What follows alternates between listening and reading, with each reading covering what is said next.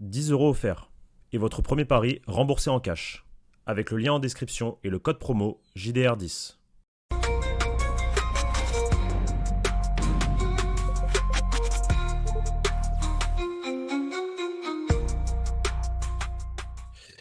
Les amis, bonsoir à tous. Bonjour à tous si vous la regardez le matin, l'après-midi. Bonsoir si vous la regardez dès ce soir parce que la vidéo va sortir tard dans la nuit. On est samedi 27 décembre et j'ai l'honneur de retrouver mon ami John pour une nouvelle vidéo un peu différente de ce qui se fait sur la chaîne YouTube Journal du Réal. Là, on est dans l'actualité, mais on est sur un sujet bien précis, une thématique bien précise, l'affaire Negreira. On voulait avec justement John revenir profiter de cette période de pause là côté Real Madrid pour refaire un point global sur la situation et notamment sur la position du Real Madrid depuis du coup 2023 jusqu'à aujourd'hui. J'ai John avec moi. Il y a eu énormément de papiers qui sont sortis ces derniers temps, là, ces dernières semaines dans la presse espagnole. Il y a eu un discours du président. Je crois que vous avez fait une vidéo avec Victor il y a pas longtemps, juste après ça, pour justement réagir. Le Real Madrid est à bloc sur l'affaire Negreira. On se devait d'en parler, on se devait d'expliquer donc cette évolution par rapport au club qui a changé du tout au tout réellement dans cette affaire. Mais avant ça, Johnny, comment tu vas? Écoute, Pablo, je vais bien et toi? Très très bien, ravi de te retrouver, ça fait longtemps. Ouais, ça fait depuis mars ou avril, je crois. Depuis Puis l'affaire Olmo. depuis Puis l'affaire l'affaire Olmo. Olmo et Ouais. bon, en fait, on se retrouve dès qu'il y a des histoires comme ça, quoi. Voilà, exactement. Ouais. Affaire Negreira, ça te tenait à cœur? Ça te tenait à cœur? Oui, ça me tient à cœur parce qu'il y a beaucoup euh, d'Espagnols qui sont satisfaits de l'attitude du Real Madrid depuis quelques semaines. Par exemple aussi des gens un peu plus célèbres comme Ramon Alvarez Demon qui a dit ouvertement sur sa chaîne YouTube que lui, maintenant, il était satisfait, ce qui laisse implicitement, il laisse comprendre implicitement qu'il n'était pas forcément content avec l'attitude du Real Madrid auparavant, mais que maintenant, il l'est. Donc, oui, vas-y. Justement, tu me laisses ma première question-réponse. Euh, Pourquoi on ne pouvait pas être satisfait de l'attitude du Real Madrid avant ces derniers jours, semaines?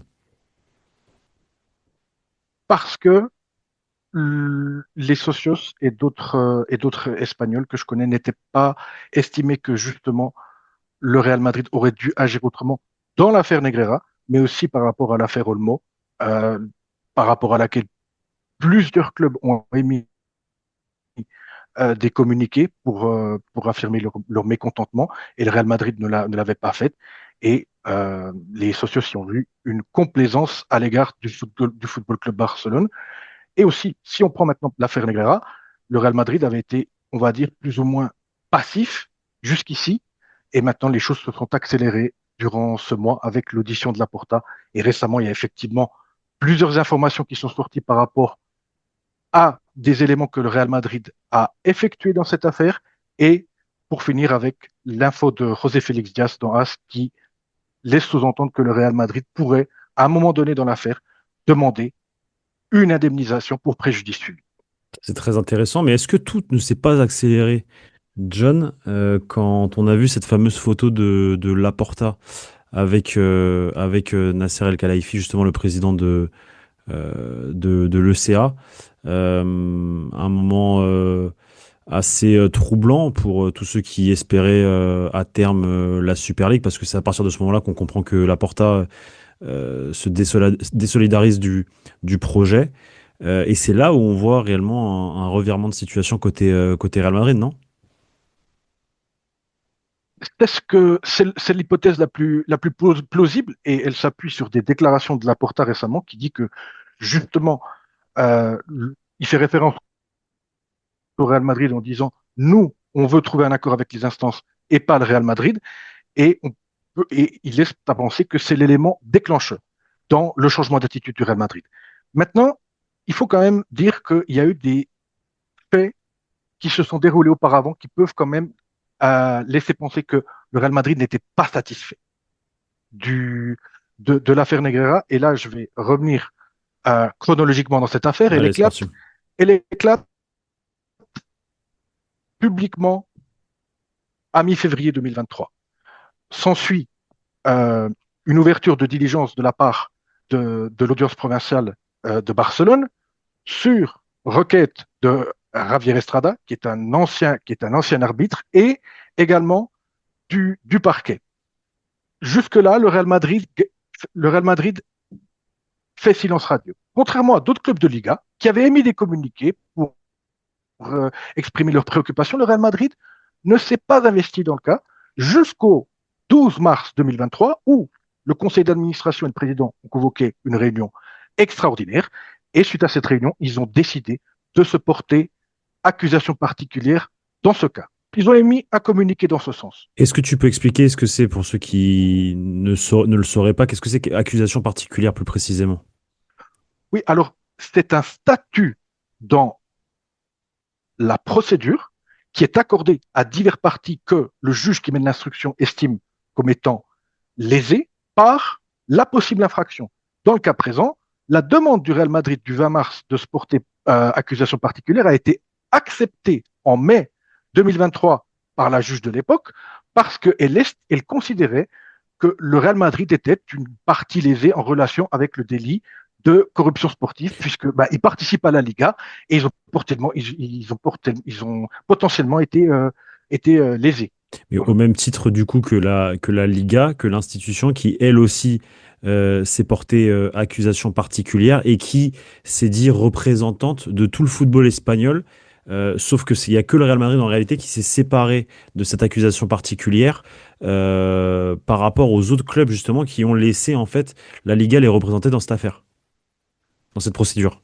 Tout à fait, la Liga est représentée dans cette affaire et comme tu l'as bien mentionné, parmi les clubs de première et deuxième division, le Real Madrid est le seul club qui se soit porté comme accusation particulière. Beaucoup de personnes se sont posé la question, mais pourquoi? Peut-être que les clubs estiment qu'avec la Liga, ils sont déjà représentés, tout simplement. Alors que le Real non. Le Real, non, et moi je suis. Parce qu'on sait Oui, on sait à quel point entre la Liga et le Real Madrid, depuis maintenant plusieurs années, c'est une guerre de pouvoir, une guerre d'ego entre les deux présidents, Javier Tebas et Florentino Pérez, et que on pouvait potentiellement se douter, enfin, craindre côté Real Madrid que certains documents qui auraient pu atterrir dans les bureaux de la Liga n'allaient pas être communiqués, n'allaient pas être dans la transparence la plus possible envers les clubs de Liga. C'est à peu près, c'est pour ça que c'est comme ça qu'on peut expliquer un peu comment dire, la volonté du Real Madrid de se positionner en tant qu'accusation particulière, indépendamment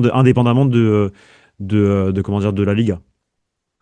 déjà ça, et le temps leur a donné raison quand on voit l'audition de Laporta, lors de laquelle les avocats du Real Madrid ont posé pas moins de 11 questions à Laporta, tandis que les avocats de la Liga n'en ont posé qu'une, et ceux de la Fédération espagnole, zéro. Donc, on peut que donner raison à la décision qui a été prise le 12 mars 2023. Et au final, Sympa maintenant, l'anecdote. Sympa l'anecdote. et, et pas des moindres, hein. Ils ont mis vraiment Laporta dans ses petits souliers. Quand il est sorti de l'audience, je l'avais jamais vu comme ça, c'est-à-dire silencieux, un air pas très gai, on va pas se mentir.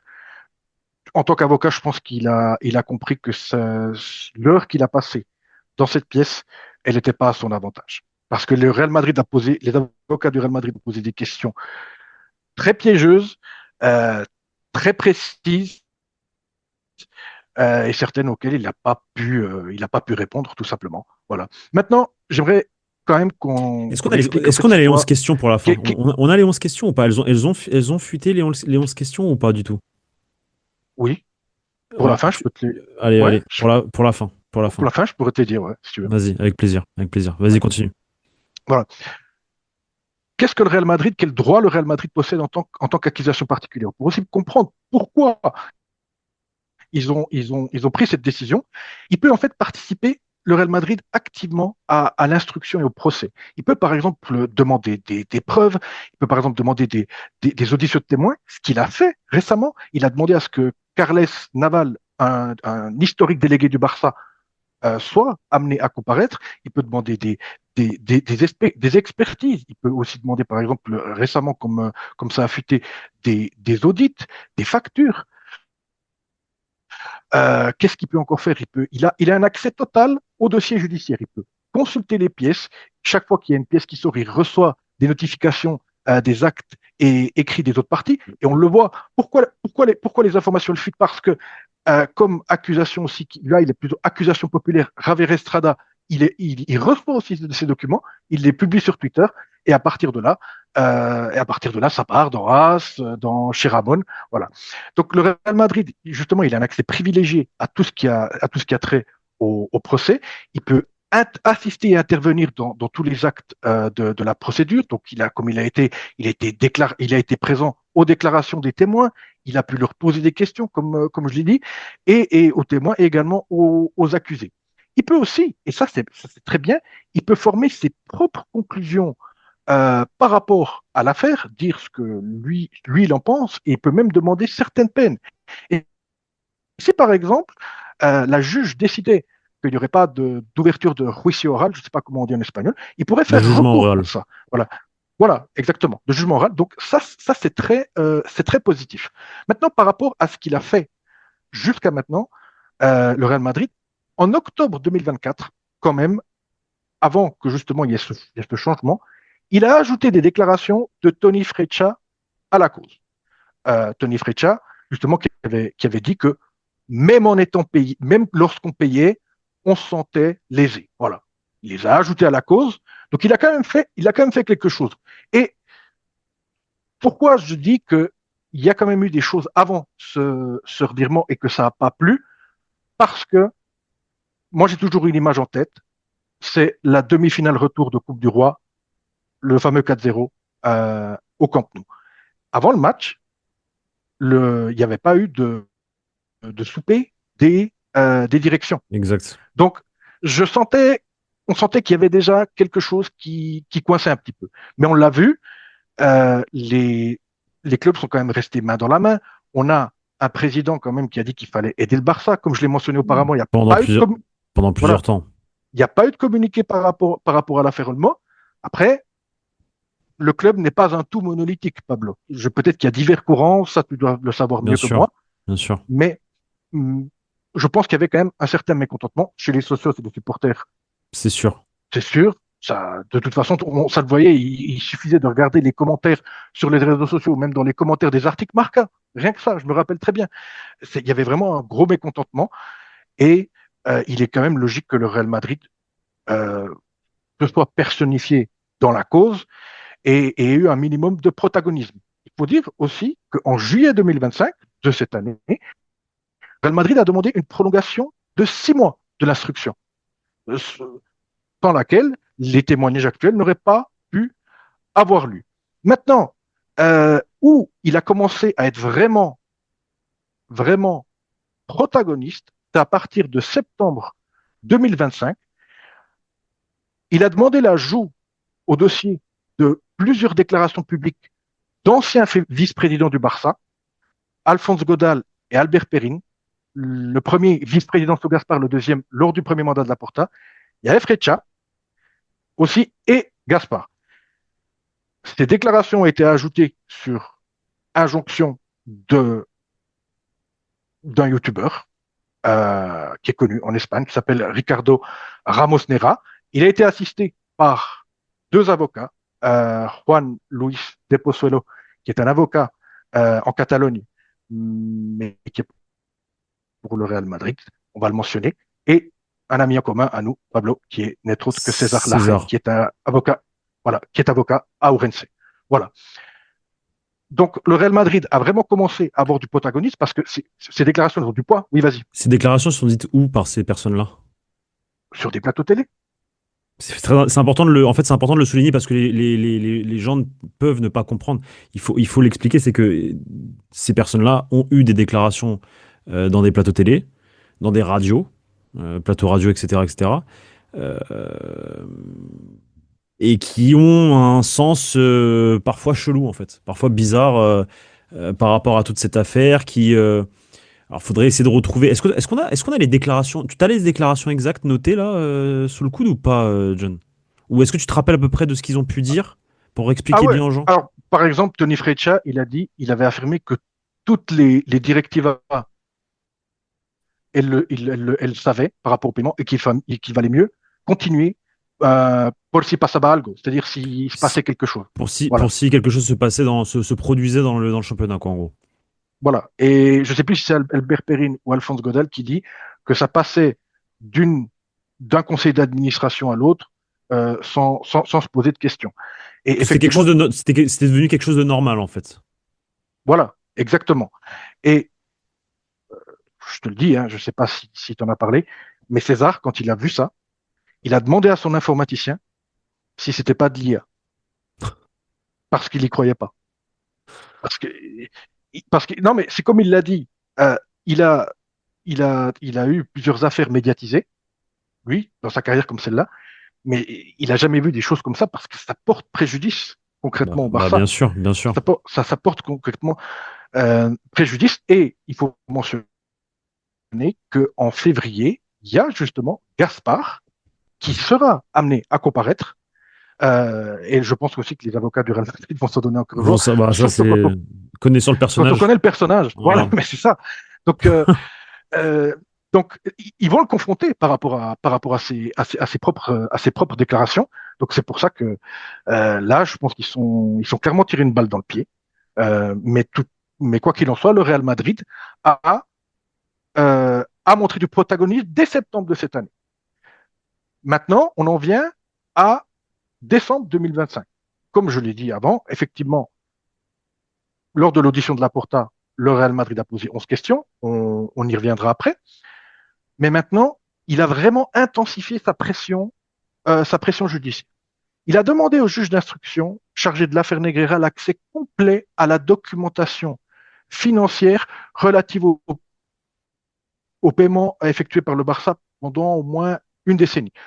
L'objectif, en fait, c'est de montrer tous les documents et de clarifier ce qui a été payé et pourquoi, afin de vérifier si les paiements ils étaient justifiés d'un point de vue économique, d'un point de vue fiscal et contractuel. Concrètement, qu'est-ce qu'ils ont demandé? Ils ont demandé des audits externes et internes, des comptes annuels, des factures, plus de 600 documents que le Barça a fournis en 2023 par rapport à la période qui va de 2010 à 2021. Et ils ont, comme je l'ai dit avant, demandé aussi le témoignage de Carles Naval, qui est un délégué historique du Barça, pour en fait, ils veulent en fait, je pense, sonder, voir si les gens avaient vent de ces paiements et s'ils tiennent la route concrètement. Parce que lors de le jour de l'audition de Laporta, il y a aussi Ernesto Valverde et Luis Enrique qui ont comparu de manière télématique. Et ils ont dit qu'ils n'avaient jamais eu vent des 10 rapports arbitraux. Voilà. Euh, donc, As-tu vu les factures pour de l'aloe vera à 60 000 euros? oui, alors c'est c'est une question qui a été posée par les avocats du Real Madrid. Monsieur Laporta, pouvez-vous nous dire pourquoi vous avez dépensé pour 60 000 euros de la Vera? Ce à quoi elle a répondu, écoutez, monsieur, ça fait 20 ans, euh, je ne me souviens plus de cette facture, tout simplement. Et Maintenant, mes bras m'en tombent, c'est une dinguerie. Waouh, Bref, vas-y, continue. Excuse-moi, parce que vraiment, ça me fait rire, en fait. Moi, à la limite, ça me fait rire, quoi. C'est pathétique. Mais vas-y, continue. maintenant, il y a une information qui est assez croustillante. Le Real Madrid, dans son écrit judiciaire récemment, a demandé à l'ajout de dossier d'une déclaration publique de Joan Laporta datant de 2009. Ah, Et ça, c'est très intéressant. ah, Pourquoi? qu'est-ce qu'il a dit en 2009? En 2009, en fait, le Real Madrid avait engagé l'ancien arbitre Mejia Davila comme conseiller arbitral. Mhm. Et Laporta avait été interrogé là-dessus. Il avait déclaré publiquement, je cite, je respecte cela, ils savent ce qu'ils font, mais nous ne ferons jamais un recrutement de ce type et nous ne connaissons pas ce marché par rapport aux conseils arbitraux. Donc, ça impliquait qu'il connaissait pas, qu'il n'avait pas eu vent d'assistance arbitrale pour son propre club, s'il disait la vérité, sur le moment. Surtout que à ce moment-là, le Real Madrid donc recrute cette personne-là en tant que freelance. Il est plus arbitre ou il est toujours en Exactement. activité. Il est toujours en Non, il était activité. retraité. Il Il est était retraité. retraité. Voilà. Voilà. Contrairement à Negreira qui, à ce moment-là, était tout sauf retraité. Et tout retraité. Et justement, ce qui est accablant pour le Barça, c'est que les paiements cessent Quand il part à la au retraite. moment où il quitte le comité technique arbitral. Voilà. Euh, Vas-y, continue. et maintenant, ce qui est intéressant, c'est que cette information, en fait, c'est Footballgate qui Mhm. l'a découvert. Mhm. Ils l'ont dévoilée il y a environ un mois et elle a été ajoutée à la cause. Je sais pas s'ils ont un lien avec le club. Je sais pas si c'est Jesus qui a fait le lien ou si c'est Ricardo aussi, que je pense qu'il est en contact avec les avocats du Real. En tout cas, ils font un travail d'investigation, euh, on va dire assez agressif, si on se passe du point de vue du Barça. Et c'est eux qui ont justement dévoilé cette information qui est, pour moi, assez passablement édifiante. Maintenant, j'aimerais en venir à l'info de AS rédigée par José Félix Diaz, qui dit quelque chose d'assez important, c'est que le Real Madrid envisage de demander euh, une indemnisation pour possiblement préjudice subi par le Real Madrid dans cette affaire. En tout cas, il n'y a rien de concret, mais ils y méditent. Maintenant, il faut se poser la question de Un savoir, euro, symbolique? non, je pense pas. Ok, Je pense pas. ok, Je pense que justement, ok, ok. si, si justement il y a vraiment une demande qui est faite par le Real Madrid dans ce Ce, sens, ce- je pense ce- que ce serait fort de demander un euro symbolique, juste un euro symbolique. ça serait fort. Ouais, Ça les mettrait vraiment dans la merde. ouais, ce serait, ce serait, D'un ce d'un- serait- d'un point de vue image, tu vois, ouais, genre, je suis d'accord avec toi. vous me donnez cette. On veut juste un euro symbolique. Mais moi, en gros, vous acceptez, enfin, vous assumez votre triche durant X années. Ce serait très fort de faire ça, mais vas-y, continue, je t'ai coupé, désolé. Ouais.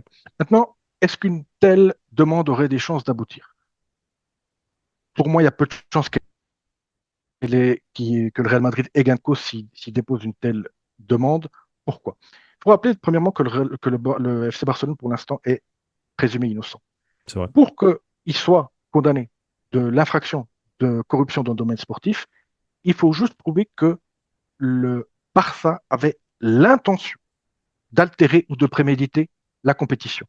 Pas que la dite compétition ait été effectivement altérée. Altérée. Mais où est la Voilà. frontière entre l'institution, du coup, et les présidents? Comment on juge si c'est le Barça qui voulait altérer la compétition ou si c'était les présidents qui étaient du coup présidents du Barça à ce moment-là? Tu vois la différence, tu vois la nuance? Alors pourquoi on n'accuserait pas plutôt les personnes plutôt que le club? Tu vois le sens de ma question? Oui, bien sûr, je le vois. Ça, c'est du ressort. Ça a été établi comme ça dans le droit pénal espagnol. Ok. C'est que le club, il a quand même sa responsabilité parce que euh, euh, certains de ces acteurs en faisaient partie, justement, Ouais. au moment des fêtes. Voilà. Ont été Et élus eux comme aussi, tels pour représenter le Barça. à ti- à titre personnel, par exemple, eux, ils sont aussi inculpés de faux dans les titres dans cette affaire. D'accord. Donc, Ok. voilà. Mais il a été établi comme ça dans le code pénal espagnol que c'était le club qui était responsable de l'infraction de corruption dans le domaine sportif. Voilà. Il faudrait regarder les travaux préparatoires. Ça pourrait être d'ailleurs assez intéressant, ça. Ouais. Mais tout ça pour dire effectivement que il y aura condamnation si il est prouvé que le Barça avait l'intention d'altérer la compétition.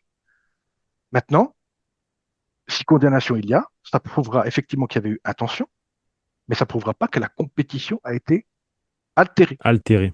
Voilà. À moins que effectivement, et Ramon en a parlé dans sa chaîne d'aujourd'hui, que dans l'écrit qui prononcera la possible condamnation du Barça, il y ait des éléments qui puissent laisser penser que la compétition a effectivement été altérée. On peut penser peut-être à, je sais pas, à un arbitre qui dit que euh, le fait que Negreira était vice-président du comité technique arbitral, l'a poussé à prendre des décisions en faveur du Barça. Est-ce que effectivement, même si c'est une question très complexe, parce que même si on prouve que les paiements ont eu pour effet que par exemple, Negreira a eu une Une influence influence dans les relégations et les dans le, promotions dans des le arbitres, management, dans le management des arbitres pendant voilà, voilà, X années. voilà. Si, si ça c'est prouvé, Est-ce que c'est suffisant pour considérer Pour que considérer que la compétition a été altérée. c'est ça? Donc, peut-être que le Real Madrid va quand même faire cette demande d'indemnisation. Est-ce qu'elle va être couronnée de succès? Ça, c'est très difficile de répondre par l'affirmative. C'est vraiment pas facile. Alors, comment maintenant répondre à ceux qui, les plus rétractaires des supporters madridistas, qui voient donc un revirement de situation à 180 degrés concernant la direction, qui disait ne pas avoir été représenté à sa juste valeur avant et qu'il se réveille un peu tard, etc., etc. Est-ce que pour toi, c'était un plan programmé, prévu par le Real Madrid comment dire, de suivre ces temps, ces étapes, avant aujourd'hui, en décembre 2025, bientôt janvier 2026, d'attaquer réellement, frontalement, le Barça dans cette affaire? Parce que, et C'est très. pourquoi je te Ouais. pose cette question-là? Parce qu'on sait très bien qu'à côté de ça, il y a ce projet de changement de statut du club. Et on sait que la direction, le président, a besoin d'un maximum de voix pour potentiellement, à terme, faire passer ce nouveau référendum qui devrait arriver prochainement. C'est très difficile de répondre pourquoi. Parce que Laporta, il a comparu en tant que témoin. Lui, il n'est pas inculpé parce que lors de son premier mandat, les paiements de son premier mandat, ils sont prescrits. Donc, il était tenu en tant que témoin de dire la vérité. Si maintenant il est prouvé qu'il a menti, il va être inculpé et condamné pour faux témoignage. Ce n'est pas le cas des autres, de ceux qui ont témoigné en septembre. Le fils à Negreira, Bartomeu, Rossell. Et là, eux, ils ont déjà, premièrement, ils n'étaient pas forcément tenus de dire la vérité, mais ils ont pu répondre aux questions de qui ils voulaient. C'est-à-dire, ils ont répondu seulement aux questions de leur avocat, pour en tout cas les deux présidents du Barça. Le Real Madrid n'a pas pu poser de questions. Il aurait été intéressant de voir justement si le Real Madrid pouvait, là avec la Porta, il pouvait poser des Ok, questions. ok, Parce que ok. la Porta, il était tenu par la loi. Et si la Porta avait dû comparaître par exemple en mars, est-ce qu'ils auraient eu La même, la même le même attitude? pouvoir. Ça, on ne le saura jamais. Maintenant, on a quand même des indices par rapport au discours de Florentino de novembre à l'Assemblée des socios compromissaires. On voit qu'il attaque maintenant le Barça de manière frontale dans son discours de Noël également. Donc, on voit maintenant qu'il y a une velléité d'aller au fond dans cette affaire et de ne pas lâcher un centimètre de précaré. Qu'est-ce qu'on... Maintenant, Vas-y, il y a, vas-y. il y a de la frustration quand même Ok. chez les supporters et les socios Toi, toi, par, toi, toi, tu te positionnes comment? par rapport au Real Madrid ou par rapport à l'affaire en manière Par rapport au Real Madrid. générale. Par rapport au Real Madrid dans cette affaire. J'ai la même opinion que tous les chroniqueurs qui ont parlé après l'affaire, après l'audition de Laporta. Dans El Larguero, El Partidazo de la Cope, Primer Palo de Es Radio. Ils ont tous commenté l'audition de Laporta et ils s'accordaient tous à dire que dans 50 ans, cette affaire, on en parlera encore en Espagne. Mais ils s'accordaient tous aussi à dire que le changement d'attitude du Real Madrid était en grande partie dû pour dévier l'attention des problèmes internes de l'équipe. Voilà. Donc, euh, Toi, c'est est-ce ton que le avis? Real, C'est ton avis? pas forcément, il y a aussi l'aspect que tu as mentionné avant pour faire, je pense aussi passer Passer les nouveaux... Et du coup, les nouveaux statuts du club. rapatrier des certaines voix des rétractaires qui auraient pu dire on a été trop loin et du coup réussir à en rattraper quelques-uns sur le chemin, quoi. Ouais. Parce il faut être très honnête. Florentino Pérez est un, est un communicant hors pair. Si Laporta n'avait pas quitté le projet de la Super League? Je ne pense pas que alors, premièrement, en tout cas dans ses discours, Florentino Pérez n'aurait pas eu les mêmes discours. Ça, j'en suis sûr à 100%. Maintenant, est-ce que, d'un point de vue judiciaire, en tant qu'accusation particulière, le Real Madrid aurait fait ce qu'il a fait maintenant? Je ne sais pas. C'est très difficile à dire. Difficile. Est-ce qu'ils auraient posé les questions qu'ils ont posées à la Porta avec la même Intensité. pugnacité, Intensité. intensité? Je ne sais pas. Je ne sais pas, toi, t'en penses quoi, Pablo? En fait, de par mon expérience et de par le fait de connaître cette direction et que je sais à quel point ils sont patients et qu'ils attendent à chaque fois les bons moments, le bon moment pour piquer. Je me pose la question aujourd'hui, au 28 décembre, est-ce que c'était pas prémédité? Est-ce qu'ils n'avaient pas calculé leur coup depuis le départ? Est-ce qu'ils savaient pas même qu'à un moment donné, Laporta allait fuir le projet Super League? Est-ce qu'ils n'avaient pas anticipé tout ça? Tu vois? C'est une théorie qui tient la route et pourquoi? Parce qu'elle est appuyée par des faits, Pablo. À César, on lui a souvent on lui a demandé dans des vidéos pourquoi le Real Madrid fait ça maintenant et pas avant, en référence déjà à ce qu'ils ont ajouté en septembre. Sa réponse, il- c'est tout le temps par rapport aux temps processoraux.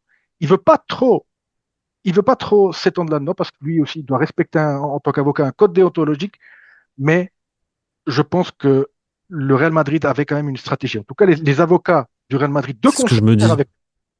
le club, avec le club. Apparemment, je pense que ils avaient quelque chose en tête et peut-être que justement, Est-ce que c'était ça pas a non plus une précipité. stratégie? Est-ce que c'était pas une stratégie de même de dire il faut protéger le Barça en réalité? D'aller dans le sens de lâcher parfois, il faut laisser tranquille le pas protéger, il faut laisser tranquille le Barça. Tu vois, parce qu'on savait qu'à un moment donné, on allait pouvoir piquer et que c'était pas le bon moment de piquer encore. Parce qu'il y avait encore ce truc avec la Super League et qu'ils étaient encore là. Mais qu'on savait qu'à terme, ils allaient quitter le truc parce qu'ils étaient financièrement pas bien et qu'ils allaient devoir à un moment donné trouver des solutions pour ailleurs que là. Tu vois? Alors, je pense qu'en tout cas, les avocats, eux, ils avaient une stratégie claire de ce qu'ils pouvaient faire. Si vraiment, on va dire, on les laissait faire. Donc ça, je pense en tant que professionnels, ils se sont dit, ils avaient une idée très claire.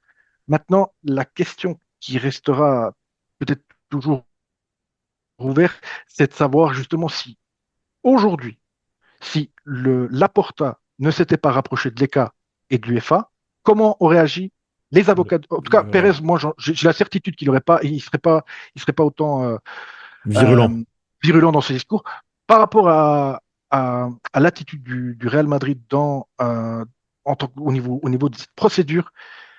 Franchement, c'est difficile à dire. Mais c'est possible. En tout cas, moi, je pense qu'ils savaient justement s'ils avaient cette porte ouverte, qu'est-ce qu'ils feraient. Ok. Johnny, est-ce qu'on a d'autres choses à rapporter, d'autres choses Oui, à développer? Il y a les 11 questions, les fameuses on a, questions que j'ai envie de savoir également. Vas-y, je te laisse la parole. bah, on a les fameuses 11 questions maintenant, comme je l'ai dit maintenant, quelles vont être les prochaines échéances de cette Exigence. affaire? En janvier, il y a Elena Forte qui sera auditionnée par la juge. C'est une dirigeante du Barça. Elle va Mhm, représenter le Barça. mhm. Et comme je dis avant, en février, il y aura Joan Gaspard. Reste à voir maintenant s'il y aura une autre prolongation Ok, de 6 mois de ok. l'affaire, parce que dans des affaires comme ça, c'est très courant que, que, que l'instruction prenne long, parce il faut prendre le temps Le temps. afin de déterminer s'il y a ouverture de jugement oral ou non. Voilà. Donc, il ne faut pas que les gens pensent que c'est une anomalie, que ça prenne autant de temps. Par exemple, l'affaire Osasuna, dans laquelle Osasuna a été condamné justement pour, pour la même infraction, celle de corruption dans le domaine sportif, ça a pris 5 ans. Voilà. Donc, donc c'est possible que ça prenne encore du temps. D'après certains avocats, on pourrait avoir un jugement en 2027. Ok, ok. Voilà. Donc voilà un peu la suite. Maintenant, il serait intéressant de voir comment va se positionner le Real Madrid par rapport à ça et quelles vont être la suite des relations Entre les entre les deux deux clubs. clubs. Voilà. Entre les deux clubs. Peux-tu nous faire un petit aperçu des 11 questions? Voilà. Alors, première question. Joan Laporta, durant votre première étape, c'était pas clair pour moi. Est-ce que on vous a informé qu'il existait des paiements à des entreprises en relation avec le seigneur, avec Monsieur Monsieur. Enriquez Negreira? Est-ce que vous en étiez conscient? Est-ce que vous les connaissiez? Est-ce qu'on vous les a expliqués? Troisième question. Ma question concrète est qui décide de ce type d'augmentation en référence à l'augmentation des paiements? Non, mais c'est qu'il y a une augmentation tous les ans. Toutes les années, il y a une augmentation. Toutes les saisons, il y a une Voilà. augmentation de X pourcentage. Et c'est une bonne question, ça. Qui décide de ce type Décide de de paiement? ça. C'est très, c'est une très bonne question parce que c'est vrai. Qui c'est qui a pris la décision? Et quatrième question, est-ce que c'était une information que la junta, le conseil d'administration, connaissait Connaissez. donc, en, Mhm. en référence au paiement? Cinquième question, euh, que le Football Club de Barcelone faisait des paiements à des entreprises en relation avec le vice-président du comité technique arbitral. Comment, comment c'est Podiaconosel? Comment on pouvait le connaître? Comment Voilà. on pouvait le connaître? Comment on pouvait le savoir? Voilà. Comment on pouvait le savoir? Euh, Sixième question, combien de contrats verbaux pour des montants d'environ 500 000 euros fait le Barça ou possède le Barça? Voilà. Putain. Ça. D'autres questions. Euh, Maintenant, ils ont posé une question sur deux factures D'aloe vera. de sa première étape, celle d'aloe vera, voilà, dont celle de la vera. Voilà, c'est ça, c'était la sixième question. Voilà, la fameuse aloe vera. Et maintenant, moi, c'est celle qui m'interpelle le plus. Lors de la saison 2008-2009, Monsieur Javier Enriquez, donc le fils de Negreira, était à Fenerbahçe. Comment est-ce qu'il a pu faire des rapports arbitraux en étant assistant à Fenerbahçe? Putain, mais c'est un truc de malade, ça. Je savais pas ça. Et sa réponse, c'était à la Porta, vous irez lui demander à lui.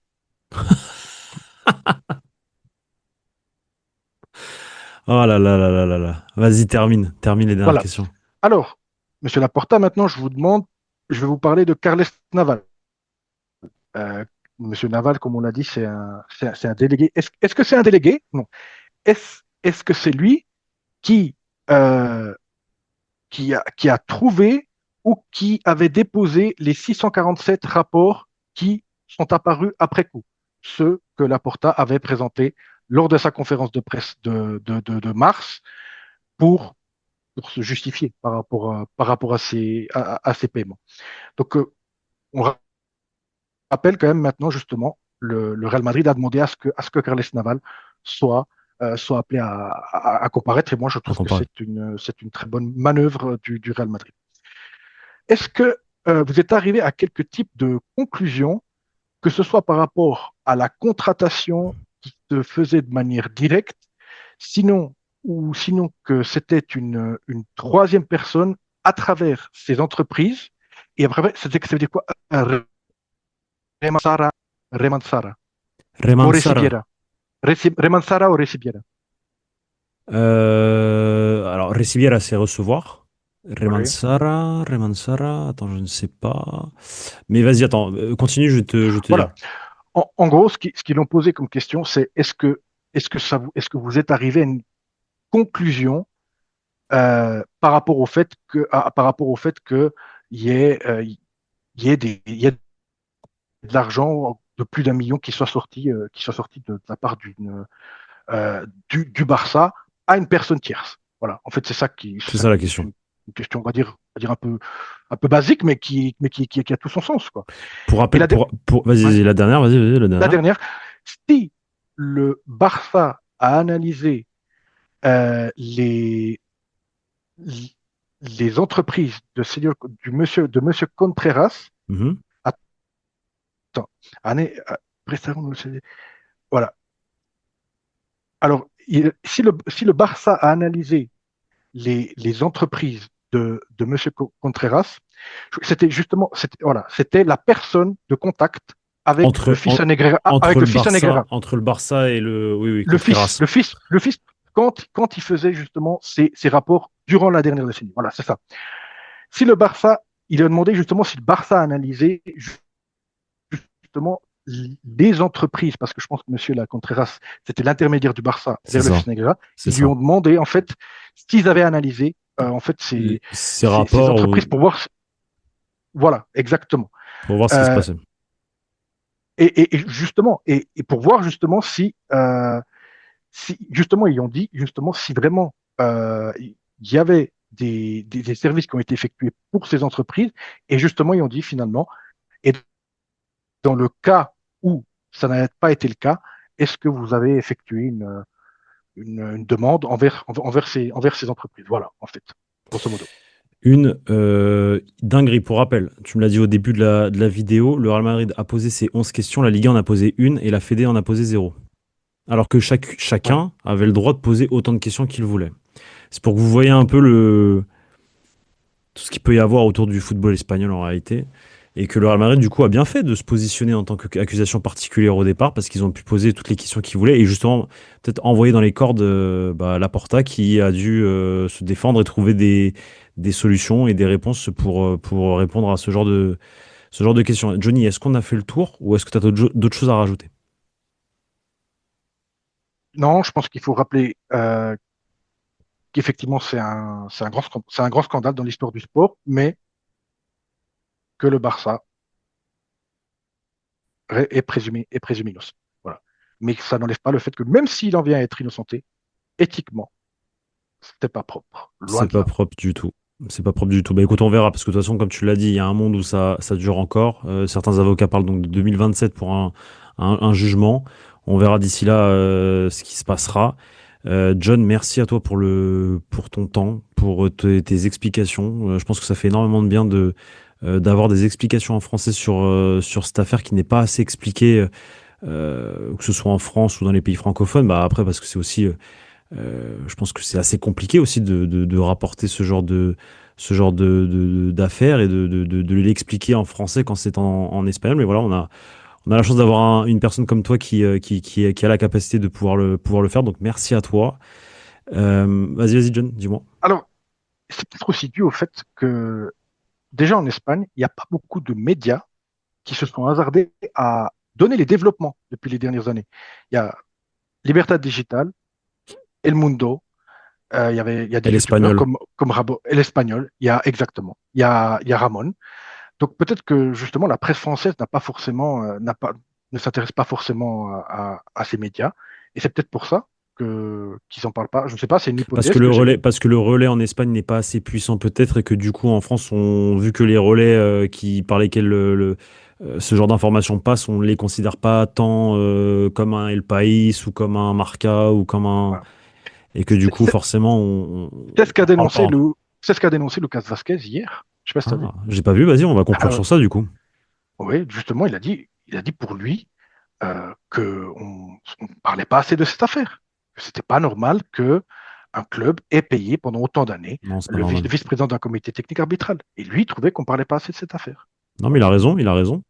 Alors c'est peut-être marcher aussi sur des œufs quand on parle de cette affaire et qu'il faut vraiment bien s'y connaître et que c'est pour ça que c'est peut-être compliqué, mais après je pense que c'est le travail des médias de faire leur boulot et d'en parler en fait et d'expliquer aux gens pourquoi ça pose problème et pourquoi ça peut ne pas être, enfin ça peut être considéré comme pas normal comme pour Lucas Vasquez. John, merci à toi pour ton temps. Les amis, j'espère que cette vidéo vous a plu. Pour rappel, donc la vidéo sort aujourd'hui dans la nuit de samedi à dimanche.